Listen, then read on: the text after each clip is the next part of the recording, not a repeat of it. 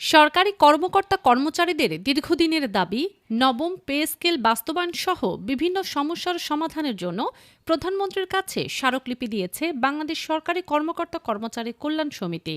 রবিবার ২৯শে মার্চ বেলা ১১টায় ঢাকা জেলা প্রশাসকের মাধ্যমে এই স্মারকলিপি প্রদান করা হয়। এতে সংগঠনের আহ্বায়ক আব্দুল মালেক ও সদস্য সচিব আশিকুল ইসলাম স্বাক্ষর করেন। স্মারকলিপিতে বলা হয়, রাষ্ট্র পরিচালনা, জনসেবা প্রদান এবং নীতি বাস্তবায়নে গুরুত্বপূর্ণ ভূমিকা রাখলেও সরকারি কর্মচারীদের ন্যায্য দাবি দীর্ঘদিন ধরে উপেক্ষিত। দ্রব্যমূল্যের ঊর্ধ্বগতি, জীবনযাত্রার ব্যয় বৃদ্ধি, পদোন্নতিতে বঞ্চনা এবং ব্লক পোস্ট সমস্যার কারণে কর্মচারীদের মধ্যে হতাশা ও অনিশ্চয়তা তৈরি হয়েছে। এতে তাদের পেশাগত মনোবলও কমে যাচ্ছে বলে উল্লেখ করা হয়। এতে আরও বলা হয়, প্রচলিত নিয়ম অনুযায়ী প্রতি ৫ বছর পর পর নতুন পে স্কেল ঘোষণার কথা থাকলেও দীর্ঘ ১১ বছরে এখন পর্যন্ত একটি পে স্কেলও বাস্তবায়ন হয়নি। ফলে নিম্ন বেতনভুক্ত কর্মচারীরা চরম আর্থিক সংকটে পড়েছেন এবং অনেকেই মানবেতর জীবনযাপন করছেন বলে দাবি করা হয়েছে।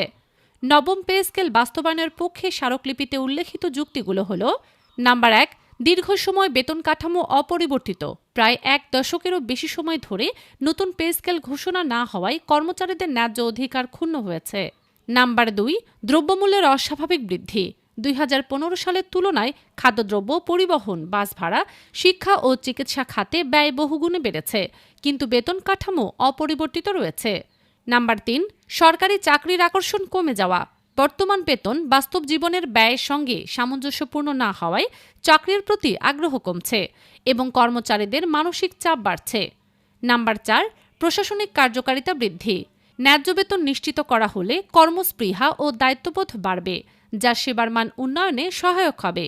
নাম্বার ৫, সামাজিক নিরাপত্তা ও জীবনমান উন্নয়ন। কর্মচারীদের জীবনমান উন্নত হলে এদেশের সামগ্রিক উন্নয়নে ইতিবাচক প্রভাব ফেলবে।